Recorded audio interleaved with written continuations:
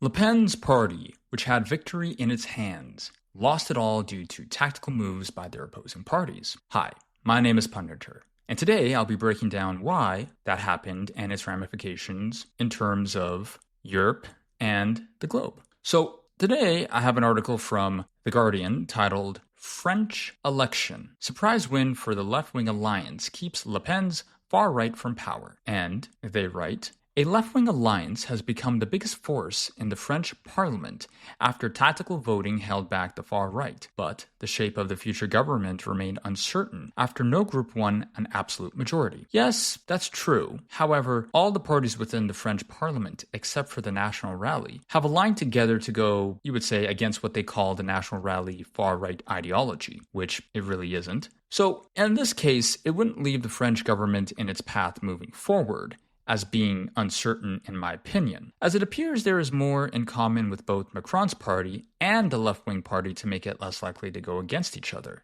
Maybe for a short period of time? I could be wrong. Anyways, I digress. The surprise result for the left-wing New Popular Front, which won 182 seats, followed by President Emmanuel Macron's centrist Together alliance on 163 and the far right in third with 143 seats, showed the strength of tactical voting against Marine Le Pen's National Rally. The far right and its allies had forged a commanding lead in the first round, but were ultimately held back by massive tactical voting to prevent them winning enough seats to form a government. As I predicted in a video I made last week, that they would have done this, and they did. That all, if not most, of the French parties would unite against Le Pen's party is no shock to me, nor should it be to you, as there has been plenty of cases of this occurring in the French elections, dating back to the early 2000s until literally yesterday. And they continue to go on. Although the Left Alliance won the most seats, it was more than 100 seats short of any absolute majority, amid a high turnout estimate at about 67%. No single group won an absolute majority of 289 seats, and the ability to form a government. The parliament was likely to be divided into three blocks: the left, centrist, and the far right. Now, I wouldn't say that it is divided, more like blocking the so-called far-right party in the French parliament. As you can see from the graph here below, the left-wing party was able to rally its voters en masse to shift the balance from the last week's snap election. In my opinion, it would be better to have a one-time national election rather than splitting it into two elections, just because something like this could happen where you have people not taking it seriously the first round, then having fear and panic taking over, for not being a vigilant citizen on a specific voting day and time. That is, again, my opinion. And they write, France now enters a period of unprecedented uncertainty over the shape of its future government and its likely prime minister. Macron has promised to remain as president, but he did not speak publicly on Sunday night, privately calling for exit polls were released for people to be prudent until the final results were clear on Monday morning. Yeah, I don't think Macron would be a man of his word, to be honest, which is why I think he probably bribed or made some kind of backdoor deal with the left-wing party along with the other centrist parties as well. He is also requesting that the prime minister that he selected should stay in his position, which is interesting,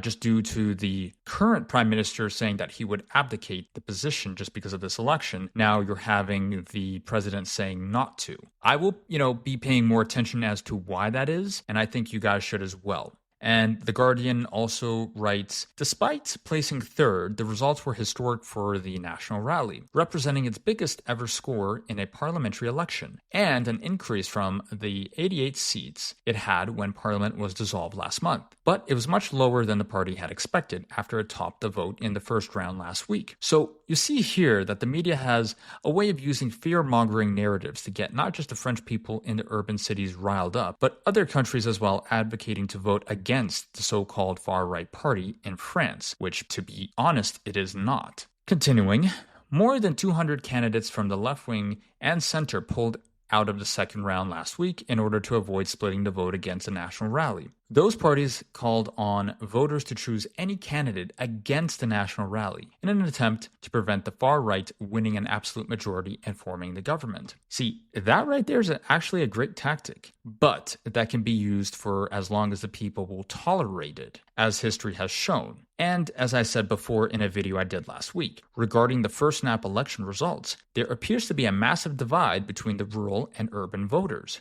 This gap only seems to be increasing not just in first world countries, but in third world countries as well, which is something the founding fathers of America saw and established the electoral system to counterbalance this. However, even now, that kind of system is being called into question. So, to sum it all up, the key takeaways here is that the National Rally might have another chance in the 2027 election, though I personally don't think they'll have enough voters to deal with the other French political parties teaming up against them, and how the generational gap of political leanings are, as Gen Zs in France and urban areas tend to be more left-leaning than right. So you also got to compete with that. Now, these kind of election tactics won't just stop with people calling far-right parties in Europe as a means to use such tactics. Perhaps they will use it across the world, if not already, in terms of either labeling the other side as, communistic or far left. So there has to be a specific point where we have to say, hey, how about we stop using this tactic and actually,